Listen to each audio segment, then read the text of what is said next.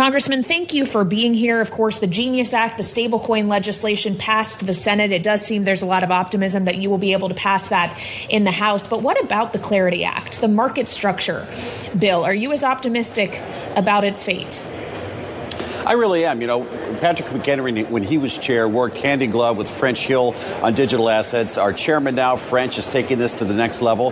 Listen, the House has been a leader in this space. We know what we're doing. We have been at this for several years. The Clarity Act will pass.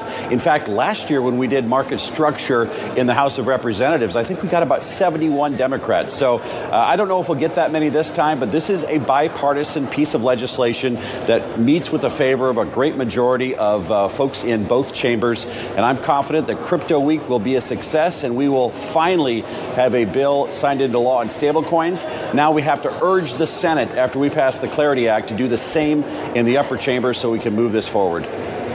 How do you close the deal on that, Congressman? And welcome back. It's good to have you on Bloomberg. The Genius Act is one thing, but indeed the Clarity Act appears to be something different. And if you need Democrats to make this happen, a lot of them say that they'd like to see language that removes President Trump and his family from crypto investments. That appears to be the cause of the allergy that many Democrats have here. Would that help it get done? Is that possible?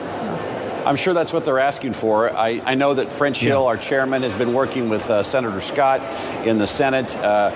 Listen, we're about anything that gets us over the line. I'm hopeful that the Senate will prioritize market structure like we have in the House because, yes, it is a win to have stablecoins, but you can't have one without the other. There's no clarity. The reason we named that bill that is right now under Gary Gensler when he was in charge of the SEC, he thought everything was a security. The CFTC obviously should have authority over Bitcoin. We have to pick a lane, know where you're going, and that's why the Clarity Act getting done this year will send the signal to every other country in the world that the United States will remain the world's reserve currency with the dollar, and transactions in Africa, transactions in South America, they will be built on the strength of the dollar, and that's why we're so about getting this done in a quick manner.